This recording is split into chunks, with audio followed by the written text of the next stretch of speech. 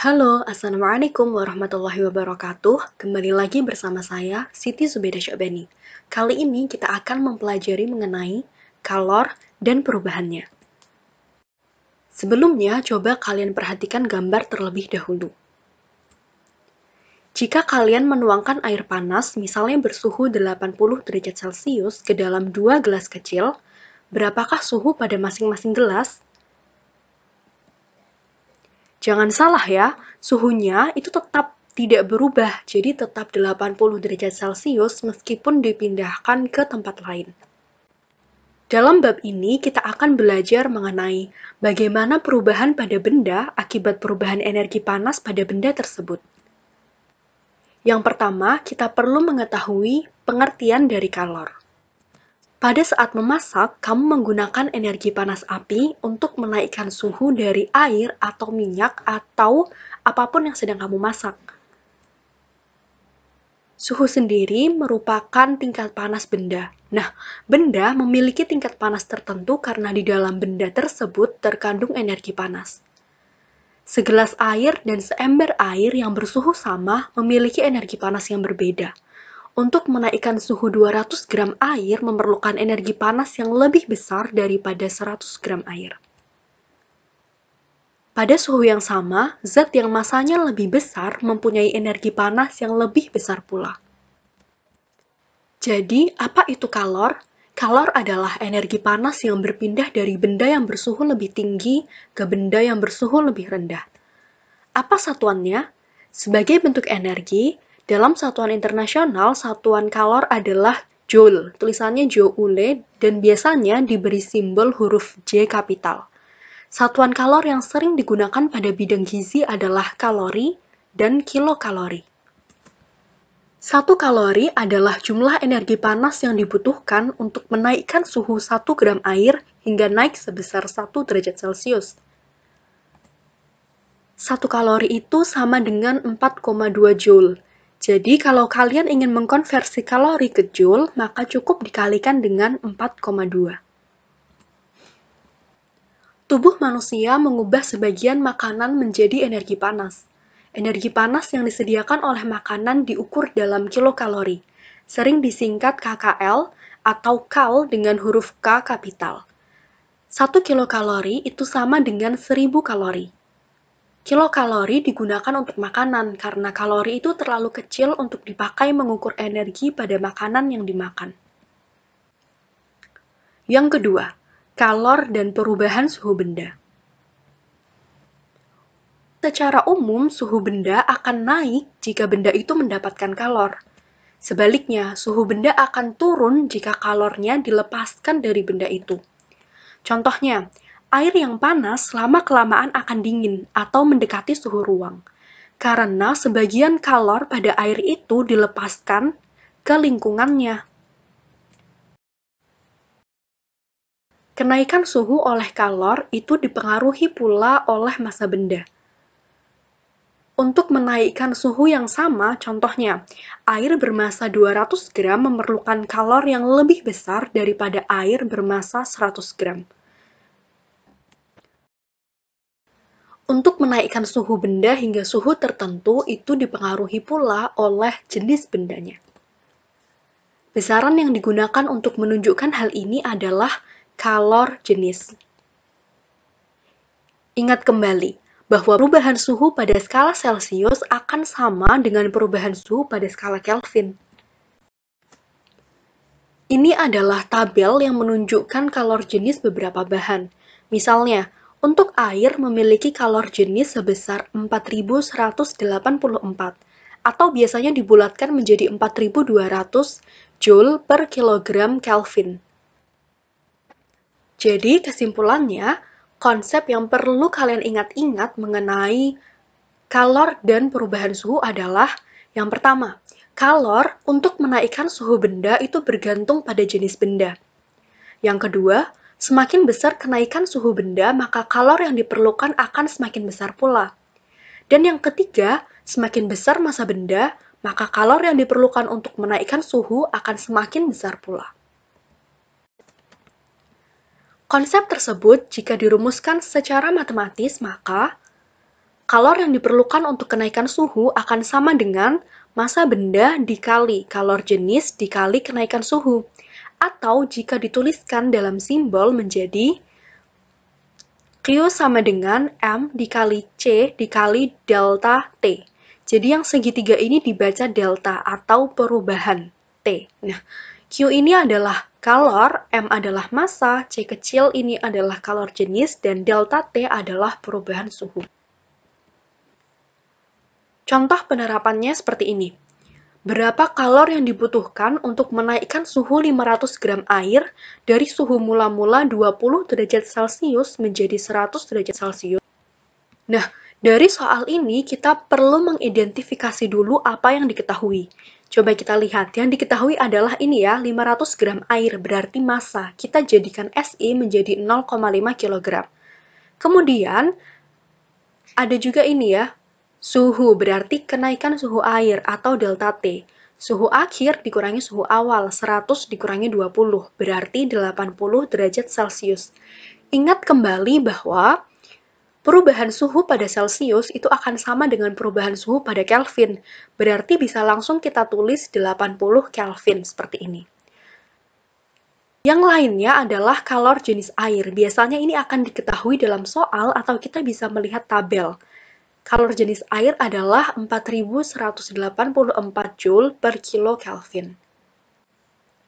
Setelah itu, kita perlu menentukan apa masalahnya.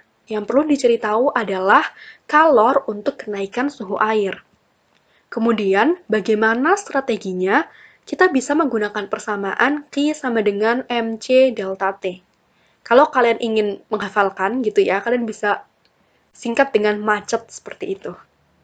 Nah, tinggal kita operasikan, berarti penerapannya adalah Q sama dengan MC delta T. Tadi sudah ada tuh identifikasi kita, M-nya berapa, C-nya berapa, delta T-nya berapa. Tinggal kita tuliskan dan kita jalankan. Jadi hasilnya adalah 167.360 Joule, seperti itu. Contoh yang kedua. Kalor sebanyak 84 kJ ditambahkan pada 500 gram air yang bersuhu 20 derajat Celcius. Berapakah suhu air itu? Kalau kalor jenis air adalah 4200 Joule per kilogram Kelvin. Sama, kita perlu menuliskan diketahuinya. Dari soal ini, apa yang diketahui? Ada Q. 84 kJ itu sama dengan 84.000 Joule ya anak-anak. M, masanya berapa? 500 gram air atau 0,5 kg. T awal, suhu awal adalah 20 derajat Celcius. Dan C, kalor jenisnya adalah 4200.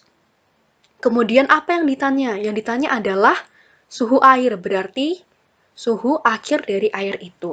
Nah, kalau kalian bingung, bisa menggunakan bantuan ini. Kalian bisa menghafalkan ini ya, segitiga ini. Nah, pada segitiga ini, yang seperti ini, garis yang horizontal ini berarti dibagi, sementara garis yang vertikal intinya dikali.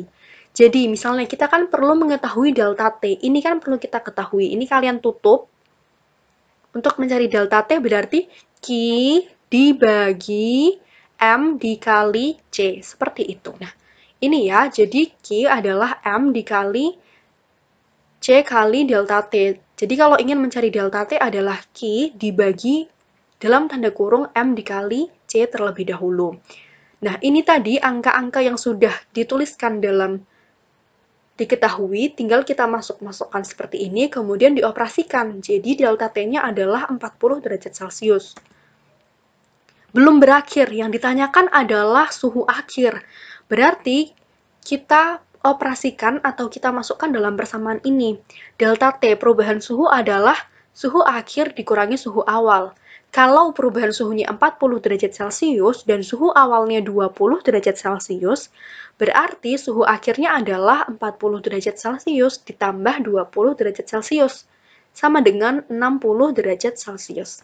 Seperti itu. Pembahasan yang ketiga adalah kalor pada perubahan wujud benda. Terjadinya perubahan wujud sering kita amati dalam kehidupan sehari-hari. Contoh yang sering dijumpai adalah pada air mendidih. Air mendidih itu terlihat gelembung-gelembung uap air. Gelembung uap air itu merupakan perubahan wujud dari air menjadi uap. Nah, untuk mendidihkan air, kita memerlukan kalor, bukan? Jadi, untuk mengubah wujud zat cair menjadi gas itu diperlukan kalor. Ini ya, dari cair menjadi gas atau menguap diperlukan kalor. Menyublim dan melebur juga perlu kalor. Sementara untuk membeku, menghablur, dan mengembun itu akan melepaskan kalor. Ingat, saat terjadi perubahan wujud, tidak terjadi perubahan suhu. Kalor untuk mengubah wujud zat disebut dengan kalor laten. Kalor laten itu sendiri ada dua. Yang pertama kalor penguapan atau pengembunan. Rumusnya adalah Q sama dengan M dikali U. M ini massa, U adalah kalor penguapan atau kalor pengembunan. Yang kedua ada kalor lebur atau kalor beku, yaitu Q sama dengan M dikali L. Massa dikali L, kalor lebur atau kalor beku. Nah, coba kalian perhatikan grafik ini. Misalnya, kita pertama punya es. Es itu pasti suhunya di bawah 0 derajat Celcius. Untuk mencairkan es, jadi dari es berubah menjadi air, itu perlu berada pada suhu 0 derajat Celcius. Ketika sudah berada pada 0 derajat Celcius, nanti esnya lama-lama akan mencair dan berubah menjadi air. Kemudian, kalau air itu kita panaskan hingga mendidih, ya, hingga pada suhu 100 derajat Celcius, itu akan mendidih dan kemudian dia akan berubah wujud dari air menjadi uap air di sini. Nah, pada grafik ini, kalor yang diperlukan itu seperti ini. Pada wujud es, yang pertama negatif 40 derajat Celcius, kemudian berubah menjadi gas bersuhu 120 derajat Celcius, kalor yang diperlukan itu banyak sekali. Jadi dimulai dari Q1. Q1 ini karena dia ada perubahan suhu, maka rumusnya MC kali delta T. Kemudian ketika dia berubah wujudnya dari es menjadi air, maka rumusnya adalah M dikali L. Terjadi perubahan suhu lagi hingga dia mencapai titik didih air, berarti terjadi perubahan suhu. Makanya rumusnya menjadi MC kali delta T. Kemudian ketika sudah pada titik didihnya, maka air itu akan menguap. Jadi berubah wujud dari air menjadi uap. Nah, rumusnya adalah M dikali L. Kemudian dia akan mencapai suhu 120 derajat Celcius, itu akan ada perubahan suhu lagi. Makanya rumusnya adalah MC kali delta T lagi. Seperti itu. Ini adalah contoh penerapannya. Misalnya, berapakah kalor yang dibutuhkan untuk meleburkan 5 kilo air dalam keadaan beku? Dalam keadaan es ya, jika kalor lebur air tersebut adalah 336.000 Joule per kalori. Dari soal ini, kita perlu mengidentifikasi dulu apa yang diketahui. Yang diketahui ini ya, ada massa, kemudian ada kalor lebur air. Kemudian, kita perlu tahu apa masalahnya, apa yang ingin diselesaikan. Yang diselesaikan adalah ini, kalor yang diperlukan untuk meleburkan air atau Q. Kemudian, bagaimana strateginya kita gunakan persamaan Q sama dengan M dikali L. Kemudian, kita operasikan, kita terapkan M dikali L. M-nya tadi 5 kilo, kemudian L-nya adalah 3,36 dikali 10 pangkat 5. Jadi, hasilnya adalah 16,8 dikali 10 pangkat 5 Joule atau 1,68 dikali 10 pangkat 6 Joule. Kita masuk pembahasan yang keempat, peristiwa yang terjadi pada kehidupan sehari-hari. Mengapa ya kita berkeringat? Karena sistem tubuh manusia itu akan bekerja optimal pada suhu 36,5 derajat Celcius hingga 37,5 derajat Celcius. Saat kita beraktivitas akan terjadi peningkatan metabolisme tubuh yang menghasilkan panas, sehingga akan meningkatkan suhu tubuh dan memberi perintah supaya tubuh itu berkeringat. Saat keringat menguap, itu akan memerlukan kalor. Kalor diambil dari kulit sehingga tubuh yang memanas menjadi dingin dan kembali ke suhu optimal. Lalu, kenapa saat kedinginan kita menjadi cepat lapar? Karena saat kedinginan biasanya tubuh kita itu akan bergerak dengan cepat.